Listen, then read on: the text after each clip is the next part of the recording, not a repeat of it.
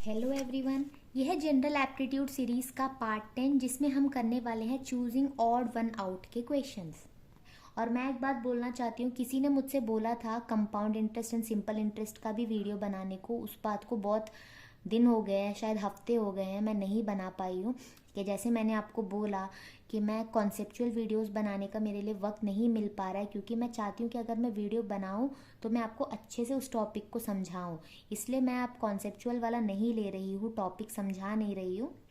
Simply मेरे पास जितना वक्त मिल रहा है दिन में, उसमें मैं आपके लिए क्वेश्चंस ला रही हूँ। मैं कोशिश करूँगी कि आगे मैं उन टॉपिक्स पे ज़्यादा फोकस करूँ जो लोग मुझे रेकमेंड करते हैं। अगर आप ये वीडियो देख रहे हैं जिन्होंने मुझे रेकमेंड किया था, तो मैं वो वीडियो ज़रूर लाऊंगी। चलिए अब हम अपना क्वेश्चन शुरू करते हैं। पहला क्वेश्चन देखिए, choose the odd one in the group. तो इसमें आपको जो चार ऑप्शन है वो है पीकॉक, वल्चर, स्पैरो, स्वैन।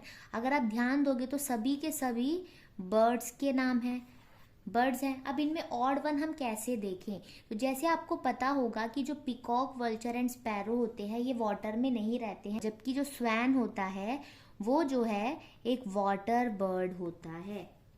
यानी ये एक इकलौता वाटर बर्ड है इस पूरे ग्रुप में। Peacock, vulture and sparrow water में नहीं रहते, स्वैन वाटर में रहता है, इसलिए इसमें ये ऑड वन होगा।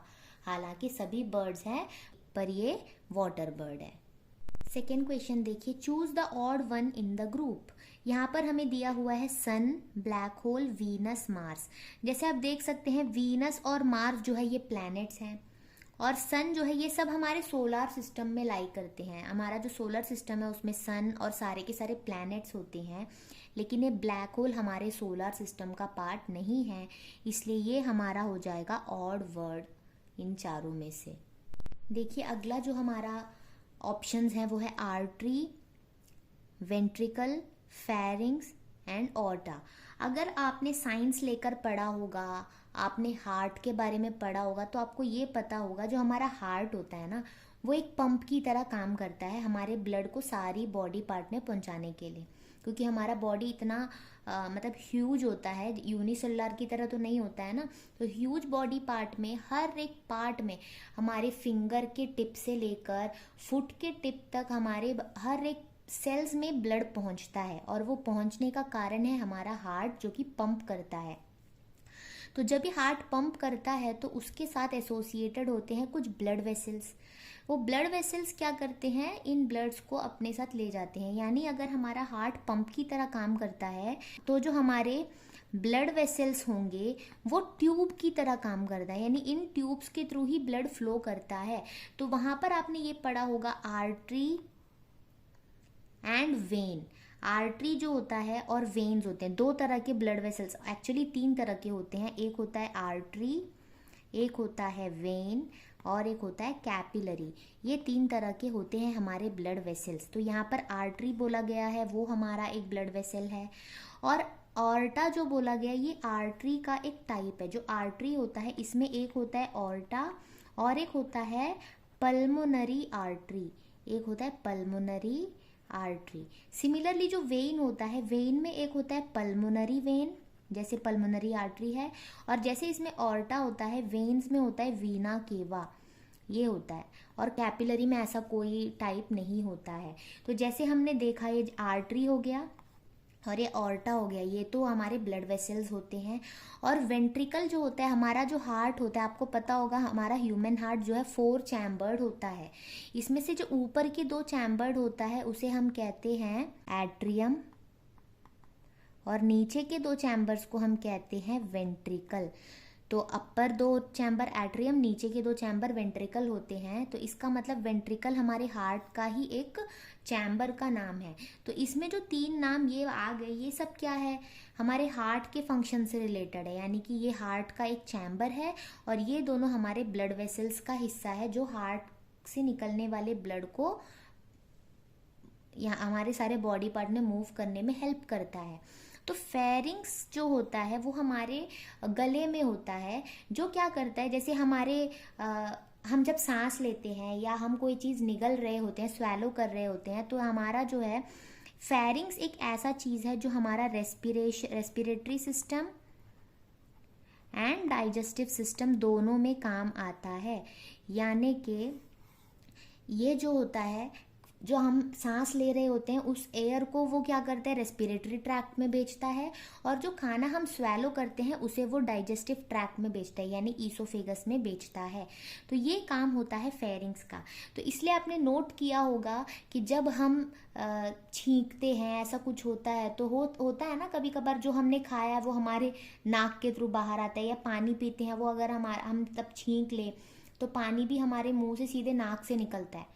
तो इसका मतलब है कि माउथ एंड नोज का जो कनेक्शन है वो कहीं ना कहीं है हमारे अंदर, जो फेरिंग्स से कंट्रोल होता है। तो फेरिंग्स जो है वो रेस्पिरेशन एंड डाइजेशन से रिलेटेड होता है, लेकिन बाकी के जो 3 हैं ये हमारे हार्ट से रिलेटेड है। तो इसमें ऑड वन जो होगा वो होगा फेरिंग्स।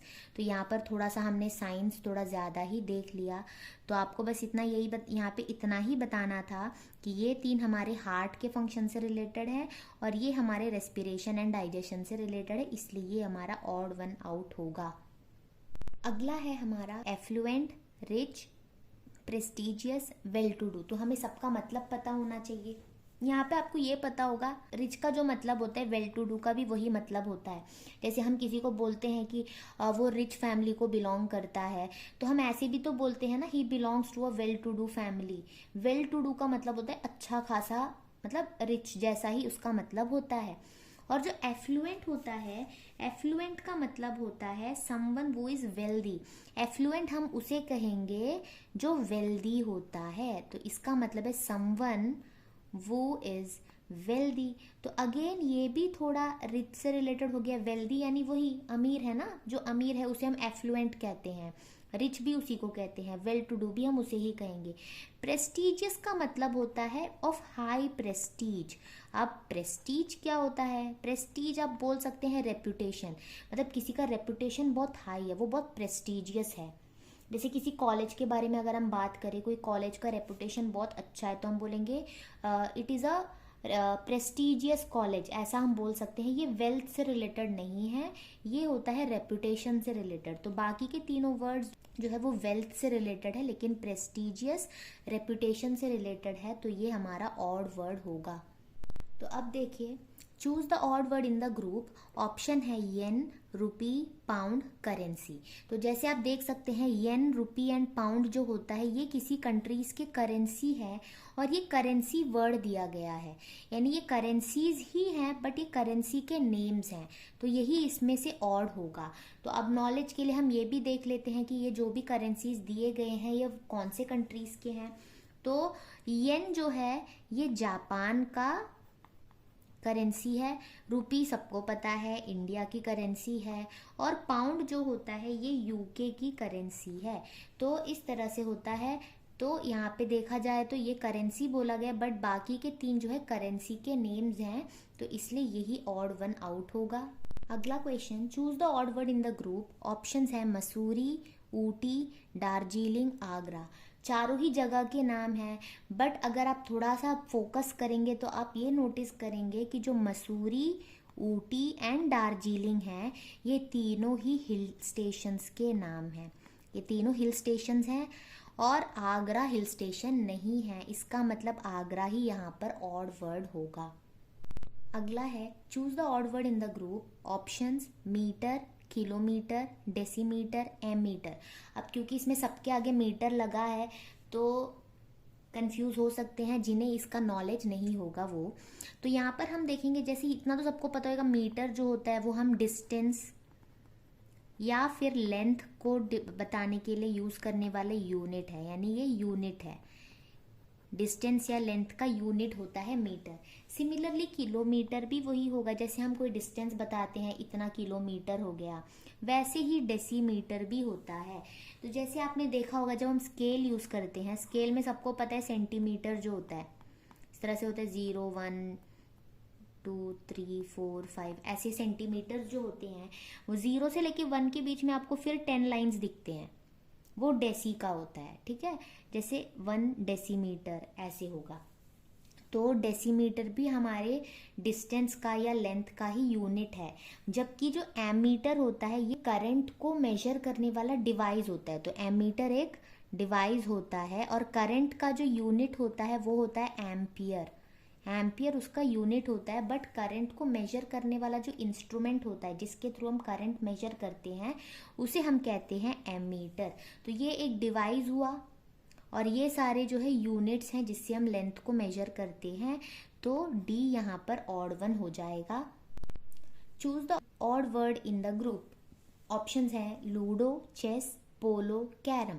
तो जैसे आप देखेंगे लूडो एक इंडोर गेम है, चेस भी इंडोर गेम है और कैरम भी इंडोर है। तो ये तीनों इंडोर है, लेकिन पोलो इज एन आउटडोर गेम।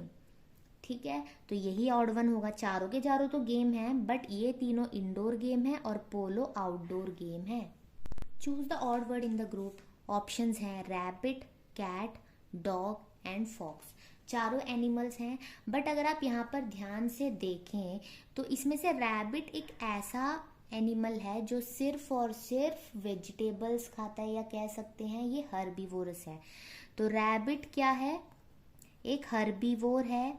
और बाकी जितने हैं कैट, कैट तो ऐसा नहीं है कि वो घास फूस खाए, वो तो मीट खाता है, फिश खाता है। तो कैट हो गया, डॉग हो गया, फॉक्स हो गया, बाकी सब क्या है, ये सारे के सारे क्या है, कार्निवोर है। तो ये हमारा यहाँ पर मेन यहाँ इसका डिफरेंस है कि ये सारे के सारे कार्निवोर है, सिर्फ रैबिट ही ऐसा है जो हर्बीवोर है। तो यही इसमें से ऑड वन होगा। Choose the odd word in the group.